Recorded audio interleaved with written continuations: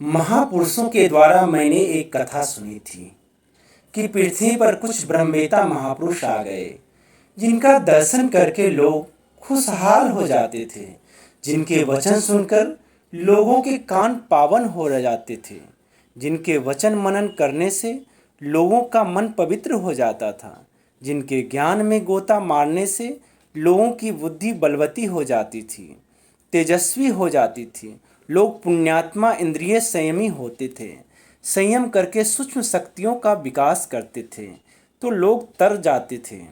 साथ ही वे जिनके कुल में जन्मते थे उनका कुल भी तर जाता था। उनके नरक आदि में पड़े हुए जो पूर्वज थे वे भी तर रहे थे तो नरक खाली होने लगा। नए लोग नरक में जाएं नहीं और पुराने नरकीय जीव जो नरक में सर रहे थे वे ब्रह्मवेताओं का संपर्क करने वालों के प्रभाव से मुक्त हो रहे थे। नरक एकदम खाली हो गया। यमराज जी बड़े चिंतित हुए कि हमारे विभाग के सब लोग जमाइया खा रहे हैं, उनके पास कोई काम नहीं है, मेरा विभाग एकदम बंद होने को जा रहा है। अपना विभाग चलता है तो शोभा पाता है व्यक्ति, विभाग अगर मंदा हो जाए, ग्राहकी नहीं रहे तो फिर व्यक्ति जरा चिंतित होता है। तो चिंतित यमराज जी ब्रह्मा जी के पास गए, बोले ब्राह्मण, मेरे नरक में नए कोई पापी आते नहीं और पुराने जो हैं उनके मृत्यु लोक में जो पुत्र परिवार हैं वे ब्रह्मज्ञानियों का सत्संग सुन के इतने पुण्यात्मा हो जाते हैं कि उनके पुण्य प्रभाव से नरक से वे पूर्वज सब स्वर्ग में चले जाते हैं। मेरा विभाग खतरे में है, आप कृपा करके कोई उपाय बताइए, कम से कम मेरा काम तो चलता रहे।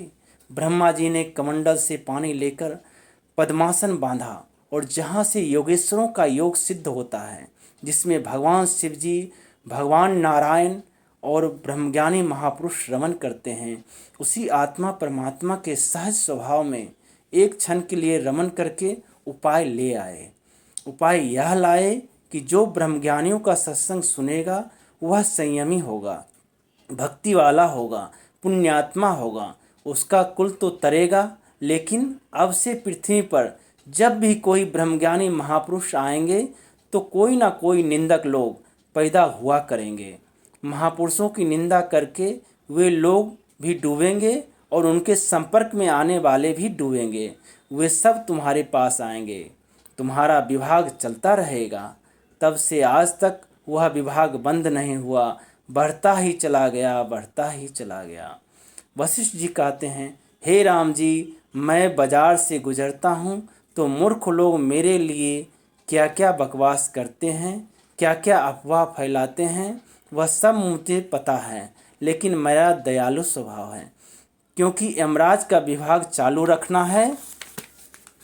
संत कबीर जी के लिए लोग कुछ न कुछ बोलते थे।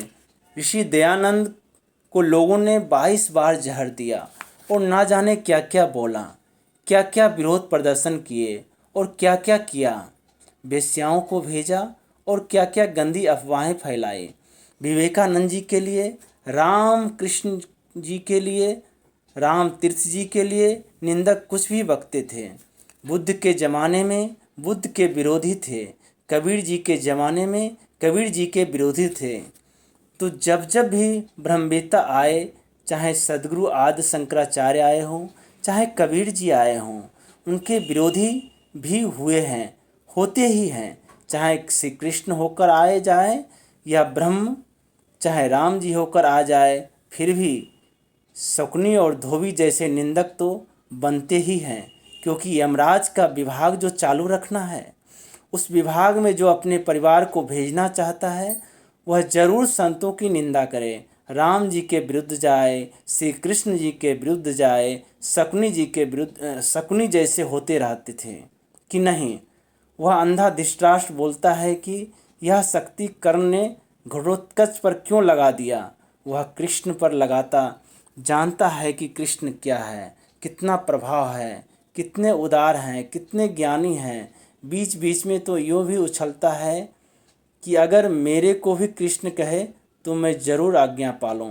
फिर भी मोह के कारण सोचता है कि कृष्ण पर शक्ति लगती अर्थात उससे कृष्ण मर जाए तो अच्छा था। तो जब श्री कृष्ण के ज़माने में, श्री राम जी के ज़माने में यमराज का विभाग चालू रहा, तो अभी क्या बंद हो जाएगा? कलयुग है भाई। अभी तो वह विभाग बहुत बड़ा बन गया होगा, सुविधाएं ज़्यादा हुई होगी, ज़्यादा व्यक्ति बैठे सके, ऐसा व्यवस्था हुई होगी। नारायण नारायण नारायण। जब वशिष्ठ जी को लोगों ने नहीं छोड़ा, कबीर जी और नानक जी को लोगों ने नहीं छोड़ा, राम जी और श्री कृष्ण जी को लोगों ने नहीं छोड़ा, तो तुम्हारी कोई निंदा करे तो तुम घबराओ नहीं, सिकरो और डरो मत। कोई निंदा करे तो भगवान का रास्ता छोड़ो मत, कोई स्तुति करे तो फूलो मत। यह सब इंद्रियों का धोखा है। निंदा स्तुति सब आने जाने वाली चीज़ें हैं, तुम अपने आप में लगे रहो।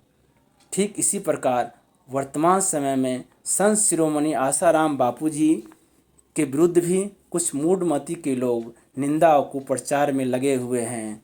वे चाहते हैं कि उनका भी कुल नरकगामी हो। हरिओम हरिओम हरिओम।